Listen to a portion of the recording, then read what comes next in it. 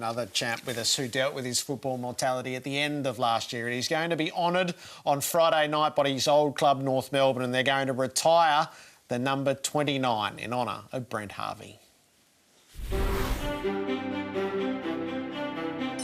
He is an incredible role model for all of our current day players, but the legacy he's going to leave our club for generations into the future is just going to be incredible. The old and the new.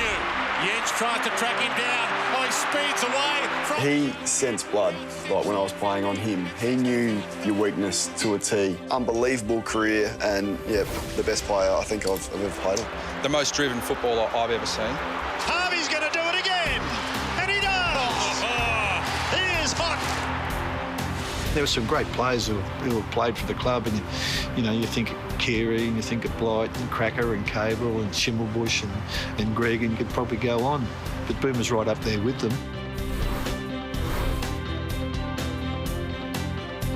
The great champions deserve splendid farewells, and while circumstances at the end of last year didn't allow for that, Friday night does. Boomer, welcome back to AFL 360. Yeah, thanks for having me. It's good to be here. So, motorcade, retiring the 29? Yeah, well, retiring indefinite. I don't actually know what indefinite means. How long is indefinite? I don't know. Long time. To your boys. To your boys. How old's your boy? Cooper's 12, just about to turn 13, so maybe I'm not too sure how that will work. Do you understand the enormousness of that gesture by the football club? Yes, I do. First of all, it's a great gesture by the football club, and I don't know. I actually haven't digested it all to find out whether I'd love to see a number 29 running around this year, next year, if it's the right player. But what I can say is that the football club said they're going to do it, and I'm very humbled by the gesture, and I'm looking forward to Friday night.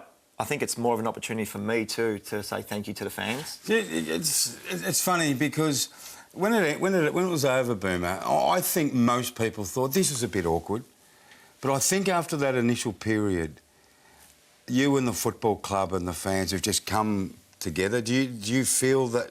Yeah. Do you feel that or not? Yeah, no. My last game was in Adelaide, of course, and it was a very disappointing night because we got knocked out of the finals, and there was probably only 2,000 or 3,000 people from the Kangaroos there. So I went over to the cheer squad and gave them a wave, but it was so emotional on the night that it happened really quickly. So again, and the way it ended, you know. That happens. Yeah, absolutely. But everyone's back. You're back with the club, aren't you? I'm looking forward. I work there 2 days a week. I know. I'm loving my time there. I get to work with Kane Turner, Lindsay Thomas, all these small forwards, Corey Wagner. Do you teach them to handball or do you teach them to run around the middle of the and kick some goals? But, you look at Jai Simpkin and the future of our football club, it's enormous, and I'm loving my time there. Loving it. Does it all sit well with you now? Are you glad you're not playing this year, or is there part of it that goes, oh, I wish I was? No, I'm very happy where I am with life right now. I get to spend a lot more time with my children and helping out their sport. The way it ended with the football club, I know a lot of people have got their own ideas, but very, very happy where I sit right now. Did the club make the right decision? That's the decision they made, and it sits very, very comfortably with me right now. Do you know that Nick Del Sano said on Saturday, I was really disappointed because I feel like I wanted to play and I had... You do. You have those initial feelings. Absolutely you do. And he goes, but I look back at it now and Brad made the right decision. By looking at the team and what we're seeing. And once the club makes that decision, you've got to understand that's a decision, that's the direction that they're going in.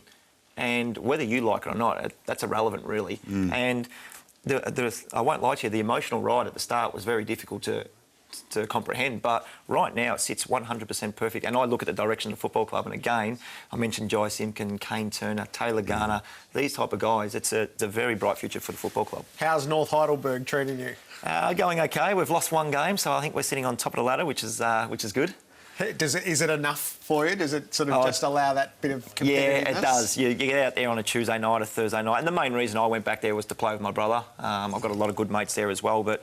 He's a star. Yeah, to have a kick with Shane, he's been unbelievable. Unfortunately, he's been out for a couple of weeks with a broken foot. I think he might be coming back this week. He's a legendary Northern League player, isn't he, Shane? Yeah, he's kicked 100 goals 6 or 7 times as a small forward. Yeah, that makes him a legend. Yeah, it's pretty good going, isn't it? But, it does, that competitiveness, you go out there and you play and you're still just touching the footy and running around and having a bit of fun, so it's great fun. Real footy. I'll take you out there on a Saturday night after the game. Well, you played against North Heidelberg, didn't you? I was too scared to go in the club rooms after the game, Boomer. But that is the Northern Football League now, just because the Diamond Valley. It's real footy, it's hard footy, and It's really popular, and there's no doubt, Boomer, guys like you going back to leagues like that really gives the local leagues and country leagues a huge boost. Yeah, and you see these guys go and play one-off games and the crowds build up. Yep. I didn't want to do that. I had a few offers to do that, but my whole reason to go back was my dad played at North Heidelberg as well, so a bit of a family tradition for us. And like I said, to go back and play with Shane has been absolutely unbelievable. We've seen Cooper from time to time. I think most footy fans would know him. We saw your daughter the other day Lacey. in the paper. Yeah, Lacey's leading the charge for the women's team at North. Yeah, absolutely. She took a couple of speckies on me in the front yard, but no, look, it's good. She's a great photo, little isn't it? ambassador now for the North Melbourne Football Club and the push to get a women's team in the AFLW. So and the mouth guard, right. well done, Boomer. Yeah, she got the pink mouth guard. We couldn't talk her into a blue and white one. She had to go the pink one. How important is it? You've got a daughter playing. There's a lot of people out there watching now who've got daughters, but how important is the women's, and how much has it dawned on you how big this is? Yeah, I mean, it's huge. It's only going to get better because there's more players participating from the grassroots level as well. And I think for me and Lacey, but people always talk about Cooper, and I've got a younger boy, Hudson, as well, and I'm sure he'll get spoke about the father-son. To have a father-daughter type of rule, I think is just as important. And, you know, it's good for us to people speak about Lacey and can she play for North Melbourne, and no pressure, obviously, if she doesn't want to do that. But she plays junior football now and absolutely loves it. So I think they should have a good pathway, same as the father-son as well.